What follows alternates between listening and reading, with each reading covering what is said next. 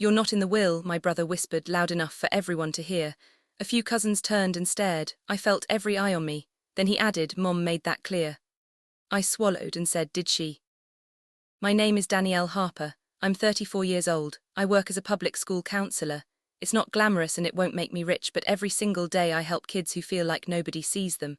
I guess I understand that feeling better than most. When Mom got sick 2 years ago, I was the one who showed up. Every hospital visit, every late-night call when she couldn't breathe right. I handled the groceries, the bills, the insurance paperwork that made my head spin. My brother Derek, 3 years older than me, was always the one the family praised. Successful real estate agent with the flashy car and the big smile. He'd show up to holidays with expensive wine and everyone acted like he hung the moon. I never chased money. I valued stability. I valued quiet service. But at every family gathering I was invisible, talked over at dinner, dismissed when I had an opinion. My cousins would ask Derek about his latest property deal, and nobody would ask me a single thing about my work. I wasn't rich or glamorous, but I had something they didn't expect. If you've ever been the quiet one who did the hard work while someone else took the spotlight, hit subscribe. Share your story below if you've ever felt overlooked in your own family. And click hype if you believe the truth always comes out. Let me tell you what really happened that day. The funeral reception was held in the church hall. The lights were dim. Paper plates of food nobody really wanted to eat sat on folding tables. The smell of stale coffee and wilting flowers filled the room. People spoke in low voices, hugging and dabbing their eyes. I stood near the back, holding a cup of water I hadn't sipped, when Derek walked up to me with that look on his face. The one that said he already knew something I didn't. "Guess hard work doesn't always pay off, huh?" he said, straightening his tie like he was closing a deal. I stared at him. "What are you talking about? The will, Danielle, you're not in it.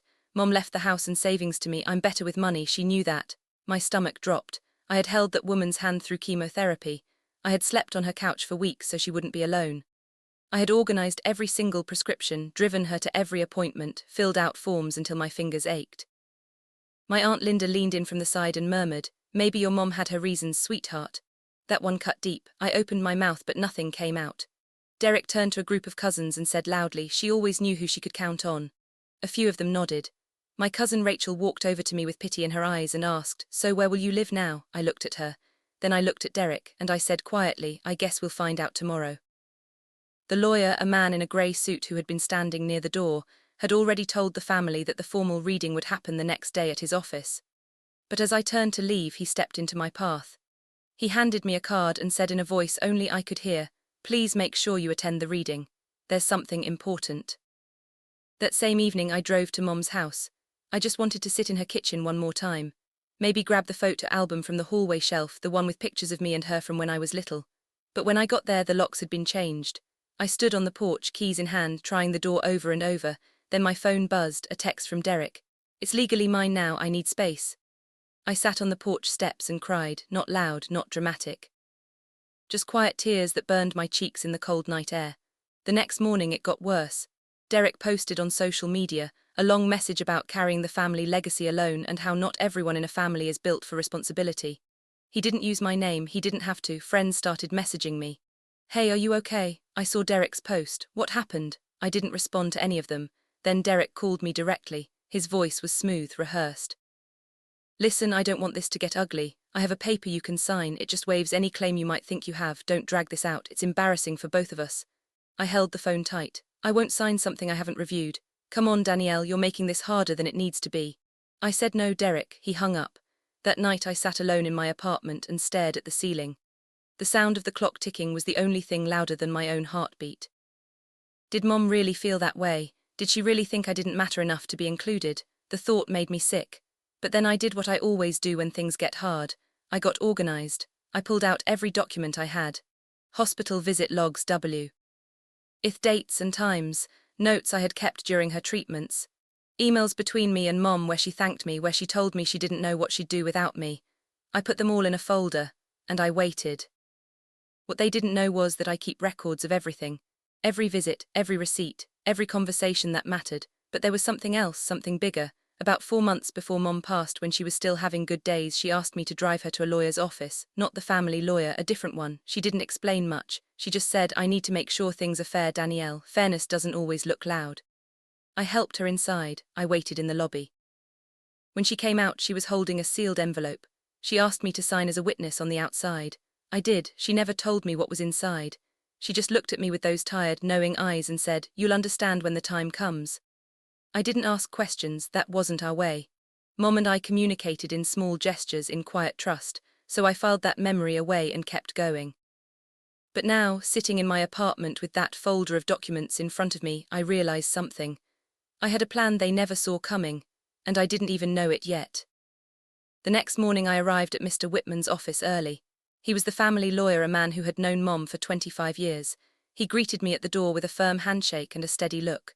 "Your mother was very intentional, Danielle," he said as he led me down a hallway lined with framed degrees and old photographs. "Everything she did had a reason." I nodded but didn't speak. I wasn't ready to hope yet. He poured me a cup of coffee and sat across from me. "I want you to trust the process today. Can you do that?" "Yes, sir." Derek arrived 20 minutes later, already talking on his phone about property listings. He barely looked at me as he sat down. He had brought Aunt Linda with him as if he needed an audience. 2 other cousins filtered in. Everyone assumed this was a formality. Derek leaned back in his chair with his arms crossed, the picture of confidence. Mr. Whitman closed the door. He walked to his desk and placed 2 envelopes on the table. One was thick and official. The other was smaller, sealed with handwriting on the front. The room went quiet.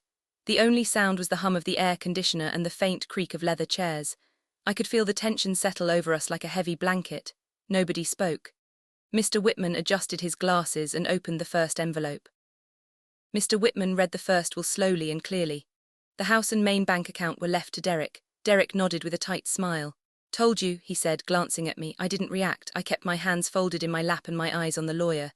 Mr. Whitman set the first document down and paused. The pause lasted long enough for the room to shift. Then he said, "There is an addendum." He picked up the second envelope, the one with Mom's handwriting on the front. I recognized it immediately.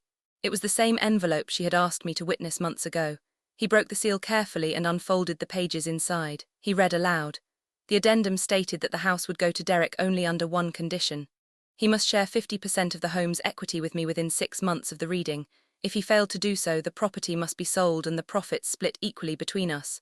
The room went still, but Mr. Whitman wasn't finished. The addendum also revealed a separate savings account that none of us knew about. Mom had been quietly setting money aside for years.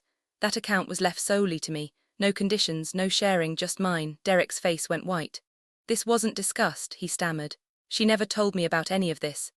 Mr. Whitman looked at him calmly and said, "Your mother was clear. She prepared this document with full legal counsel and sound mind. It is binding." Derek turned to me, searching for something to say. I looked at him and said softly, "She knew who showed up." He opened his mouth and closed it again. He realized in that moment that he couldn't refinance the house, couldn't sell it, couldn't do anything without my cooperation. Aunt Linda looked down at her hands. The cousins shifted in their seats. Nobody had a word to offer. The power had shifted, not with shouting, not with threats, just with the quiet, careful planning of a mother who saw everything. I walked out of that office feeling steady, not triumphant, not vengeful, just at peace. I chose to sell the house. Derek and I split the proceeds fairly, exactly as Mom intended. I used my portion as a down payment on a small space downtown. I'm turning it into a counseling center for teens. It's something I've dreamed about for years. Derek had to face the consequences of his arrogance. He didn't apologize right away, but some of the relatives did. Quiet apologies in text messages and short phone calls. I accepted them. Mom didn't need to shout to defend me. She didn't need to make a scene or pick sides publicly. She planned carefully, she watched, she listened, and that was enough. Have you ever been pushed aside when it came to family money or decisions? Like your effort didn't count? Like you were invisible even though you were the one doing the work? Share your story below. I want to hear it. If you've ever been excluded from a will or left out of family choices that affected your life, you're not alone. Subscribe for more real stories of quiet strength. And click hype to help this story reach others who need it. Your story has power. If you felt a connection to mine, please subscribe and share your journey in the comments. Every hype you give this video helps empower someone else who is going through the same thing right now. Thank you for being here and for listening. It means more than you know.